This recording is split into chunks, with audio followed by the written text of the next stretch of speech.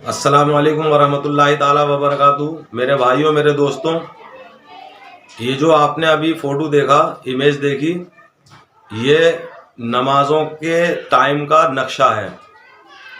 और जो आज का दौर है साइंस का, उस हिसाब से चलिए। और आज चौथा रमज़ान हो चुका। हम ये देख रहे हैं कुछ हमारे मुसलमान भाई टीपते रहते हैं, कान लगाए रहते हैं, कहाँ से आवाज़ आए, कब वो रोज़ा इफ्तियार करें। तो मेरे भाइयों, मेरे दोस्तों, हम और आपको ये चाहिए कि पहली बार तो मस्जिदों में ऐसे इमामों को रखें जो कि खुद भी चलना जानता हो और दूसरे को भी चला सके। लेकिन अगर देखा जाए कसूरवार पब्लिक है, क्योंकि जब आप 3, 4, 5 हज़ार रुपये के इमाम को रखोगे तो वो क्या जान पाएंगे, ना तो खुद जानते हैं, ना लोगों को बताने की कोशिश करते हैं। आज जो रोज़ा 13.5 घंटे का पड़ रहा है, तो हमने ये देखा है कोई किसी मस्जिद में से आवाज़ आएगी 2 मिनट पहले और किसी में से आवाज़ आएगी 2 मिनट बाद। तो आप ये अंदाज़ा लगाइए कि उन दोनों में से सच्चा कौन है और झूठा कौन है।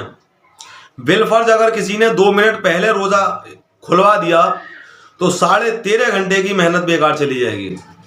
इसी तरीके से लोग कान धरे रहते हैं, आवाज़ आए। जरूरी है कि लाउड स्पीकर पे आवाज़ आए? तुम खुद सीखो ना, अपने अपने घरों में नक्शे रखो। मस्जिदों के रोज़ा खोलने के टाइम के नक्शे बांटे जाते हैं, शहरी बंद कराने के नक्शे बांटे जाते हैं। अब उसमें भी ये है कि अगर जैसा हम ज़्यादा दूर नहीं जा रहे, अपने कासगंज की बात ले रहे हैं, तो कासगंज में कुछ लोग अपने अपने नामों से नक्शे बांटा करते हैं, कुछ मस्जिद वाले, कुछ अपने काम के प्रचार वाले। तो हर किसी ना किसी नक्शे के अंदर टाइम में कुछ ना कुछ फर्क जरूर मिल जाएगा। और एक चीज ये देखी गई है कि आज जो साइंस का दौर है, कंप्यूटर का दौर है, तो हमारे जो ऊपर सर के ऊपर है आसमानों में सैटेलाइट से जुड़ा हुआ होता है सब कुछ मामला। तो जब हम सैटेलाइट से जुड़ जाएंगे, हमारे घर में सबके में एंड्रॉयड मोबाइल है, तो वो सबको सही वक्त बताएगा। कुछ लोग अपनी अपनी घड़ियों का एतबार करते हैं, हालांकि किसी मस्जिद में 2-2, 3-3 घड़ी टंगी होती हैं। तो हर 3 घड़ियों में भी अगर आप टाइम की मैच करेंगे तो कुछ ना कुछ 1-1 मिनट का, आधे मिनट का, 2 मिनट का फर्क निकल जाएगा। तो आप बताइए, 13 घंटे की मेहनत 13.5 घंटे की, या इससे पहले पिछली साल चले जाओ, और पिछली साल हम लोगों ने 15-15 घंटे के रोजे रखे और कोई 2 मिनट पहले रोजा खुलवा दे, तो उसमें कितना बड़ा नुकसान हो जाएगा। तो आप लोग खुद सीखो इस बात को। तो मैंने जो वीडियो के शुरू में इमेज दिखाई थी, ये टाइम टेबल का नक्शा है नमाज का।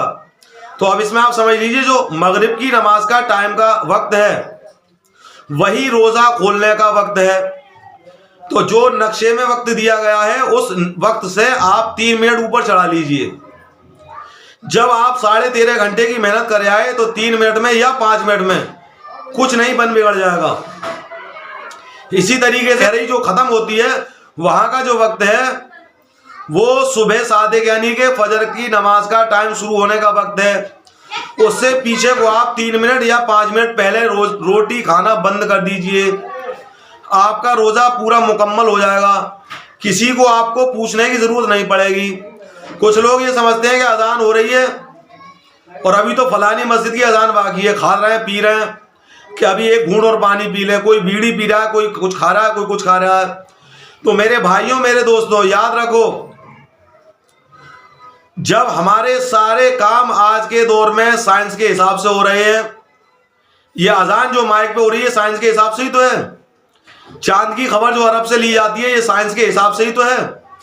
मौसम की जो भविष्यवाणी कर दी जाती है कि बारिश आएगी, धूप पड़ेगी, जाड़ा होगा, गर्मी होगी, बरसात होगी, ये सब साइंस के हिसाब से ही तो है। तो जब और चीजों में हम साइंस को मान सकते हैं, तो क्या हम रोजा खोलने में और सहरी खत्म करने में साइंस को नहीं मान सकते? जरूर मान सकते हैं। तो मेरे भाइयों, मेरे दोस्तों, आप इस ऐप को डाउनलोड कर लीजिए, ये दावत इस्लामी वालों का है। तो इसमें जो वक्त मगरिब की नमाज का है उसके 3 मिनट ऊपर बढ़ाकर आप रोजा खोलिए, और जो वक्त फजर की नमाज शुरू होने का है उससे 3 या 5 मिनट पहले तक खाना पीना बंद कर दीजिए। आपको किसी की भी जरूरत नहीं रहेगी कि वहां से आवाज आनी चाहिए, वहां